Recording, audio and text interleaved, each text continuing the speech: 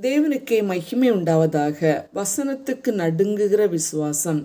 ஏசாயா 66:2 என் வசனத்துக்கு நடுங்குகிறவனையே நோக்கி பார்ப்பேன்.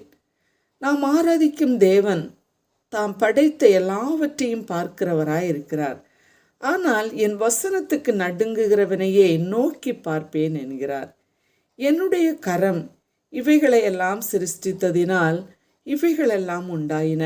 ஆனாலும் சிறுமைப்பட்டு ஆவியில் நொறுங்குண்டு என் வசனத்துக்கு நடுங்குகிறவனையே நோக்கி பார்ப்பேன்.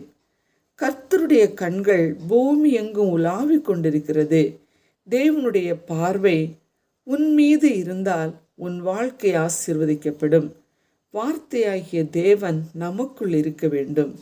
இந்த வார்த்தை தேனிலும் தேன்கூட்டிலிருந்து ஒழுகும் தெளித்தேனிலும் மதுரம் உள்ளது. இதை தினமும் ருசி பார்த்து உண்ண வேண்டும். நான் பாரம்பரிய கிறிஸ்தவன். நாங்கள் குடும்பமாய் ஆராதிக்கிறோம்.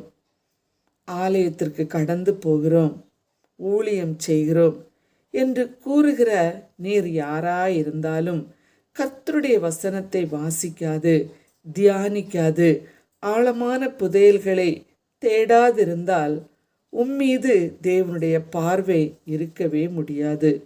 இது ஞானப்பால். இதை குடிப்பவர்களை இடுப்பில் வைத்து சுமப்பேன், முழங்காலில் வைத்து தாளாட்டப்படுவீர்கள் என்று கூறுகிறார்.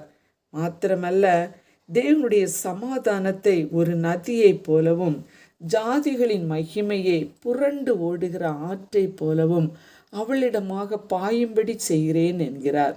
பிரியரே, எசேக்கியா ராஜாவுக்கு முன் நியாயப்பிரமாண புஸ்தகத்தை வாசிக்க கேட்டபோது கர்த்தருக்கு முன்பதாக தன்னை தாழ்த்தி தன் வஸ்திரங்களை கிழித்து கொண்டு தன்னை தேவ பார்வைக்கு ஒப்பு கொடுக்கிறார்.